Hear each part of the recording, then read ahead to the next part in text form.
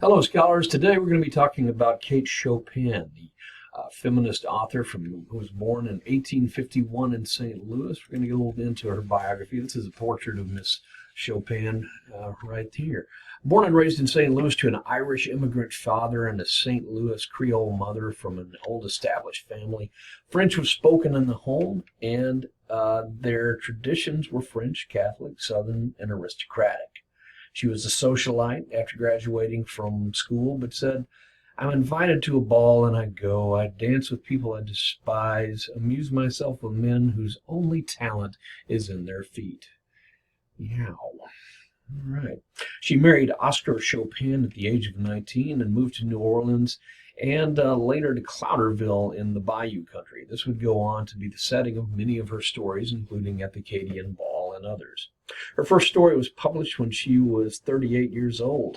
A year later, she published her first novel, At Fault, in 1890. Now, the great thing about Kate Chopin, and as a writer myself, I can tell you what an amazing feat this is. She wrote most of her stories at one sitting. Kate Chopin had this to say about her writing process.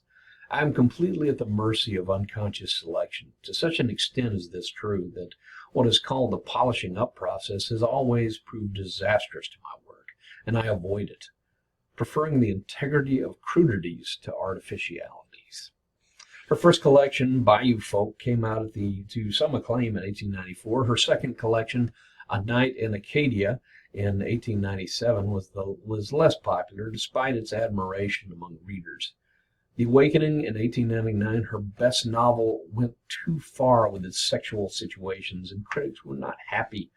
She was disappointed at the reception of The Awakening and wrote very little else after that.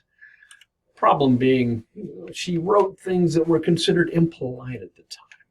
I'm not here to tell you that nobody had sex before the 1960s, which I grew up believing for a long time. I'm not sure how I got it. Well, I was born in 1970, so that tracks. But it was not talked about in this time. And even the Romantic period, the late Victorian period in England, still in America, America tends to inherit some of the literary movements in the mores of Europe, or at least it did at this point in time. We were still very much a young nation, and as you know, when we talked about Mark Twain, how much America was still finding its way as a literary and social power. So the traditions of the late Victorian and early Romantic period, where you just didn't talk about sex. Sure, people had affairs and people slept with people who were other than their spouses, but it was nice to talk about it. And so The Awakening did that. She was blatant. And critics were a little upset by this.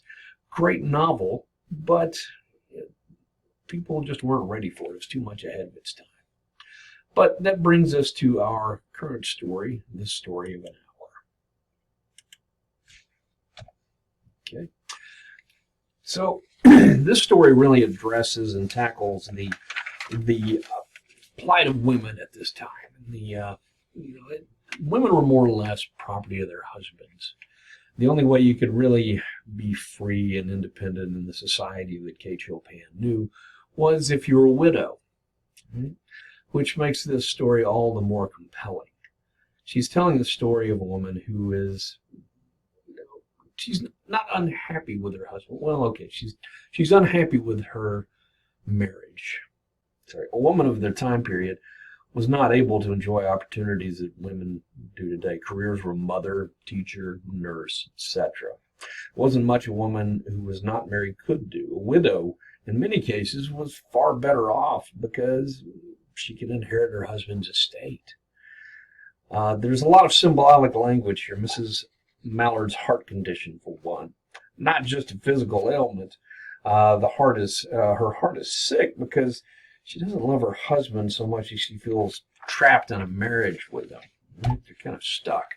Reading the story of an hour, the entire incident takes place over the course of about 60 minutes.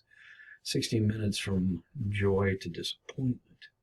Now, everyone's concerned with telling her because her husband As far as they know, the word has come that the train that he was on has crashed and everyone on board was killed. They think he's dead. She thinks he's dead. Her reaction, not quite what you would expect. She does. She rushes upstairs to her room and locks herself in, like you would expect, to grieve in private. But it's not exactly grief, is it? No. In fact, her reaction to his death is free, body and soul, free. Right? Yeah. And notice the language there. She talks about how she looks out into the courtyard, into the yard, and notices all of nature budding, and all of it is hers. And she's no longer bound to this man, no longer stuck in this marriage. And she does, maybe even chastises herself a little bit. She didn't necessarily hate him. She says he was a good man. They didn't quarrel. He was not unkind to her, but she was trapped, stuck. The scene is like a reawakening. Nature, almost like the rebirth of spring, and that's a symbol in and of itself. She is experiencing her new spring, her second awakening, her second life. Chopin tells us about Mrs. Mallard's features. She's young, still fair, and the dullness that suggests a repressed intelligence. Right? Her husband kind of kept her down. Women are like children in many respects, were to be heard or seen and not heard, rather. This indicated that she's been stifled by the marriage. She feels trapped. She feels something rising within her. Okay, she allows herself to feel what she feels, to let go of this patina of social convention, and expresses what she thinks. Free. She doesn't question it or feel to feel any of the things like guilt over it. She just dismisses any question. Right? She acknowledges that she'd feel bad and grieve when she saw him at the funeral. Right? When it all became real to her, she would grieve. She would feel bad for him, for his loss. She'd be saddened by it. But mostly what she's feeling is this incredible release. She knew that she would only live for herself, she says afterward. That she would be no one to bend her to his will. She did love her husband, sometimes. Compared to the freedom that she experiences, or the sense of freedom she experiences, love is a distant second. The text tells us that she drinks this in like an elixir. This has given her time to given her a renewed vigor. She prays that her life will be long, whereas before she had been terrified that she would have this long life under the boot heel of this gentleman, of this man, that she would be in servitude to him as a wife, and perhaps later on as a mother. When her husband comes through the door, however, everyone tries to shield her. Notice too, her sister is worried about her, but her heart feels stifled, trapped. Right? So everyone is worried about her, and then when she finally gathers herself up to come out, and her husband comes home because he hadn't actually gotten on the train yet, everyone is terrified. Everyone tries to shield her from what is coming next. So when she does come out and finds her husband there, everyone first tries to shield her because of her delicate heart condition. Suddenly he comes home and he announces that, hey, I wasn't on the train. I'm all right. And then she dies. She dies out of shock and out of collapses out of freedom. And the men in the group say this is because of her heart condition. Well, what does the doctor say? He announces that she was the victim of a love that kills, a joy that kills, rather. Right? She was so joyful that her husband had returned and he wasn't in fact dead, that it was just too much for her and she died. There was an exquisite irony here too for the readers and for Chopin herself. She's saying, okay, yes, it's not the joy that kills. We all know that as readers. We understand because we have the inside track on this. to the people in this. We call this dramatic irony.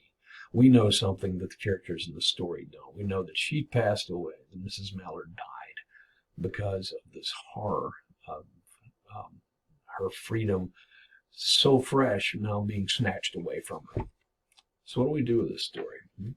This tells us a lot about the conditions of women and the plight of women at this time. Not that everyone felt this way, but there's a great many women, and certainly modern women these days. The world was beginning to change for women. A lot of women were feeling trapped in this society. Look, is this all there is? Aren't we free to live up to our full potential? Shouldn't we be allowed to do what we wish, to live a fuller life? Shouldn't we have greater options other than nurse, mother, secretary, what have you? And so this was the kind of thing that Kate Chopin was addressing. All right. So that, my friends, is Story of an Hour. Possibility of a great paper can be made from this. So do what you will with it. Toss it around, think it over.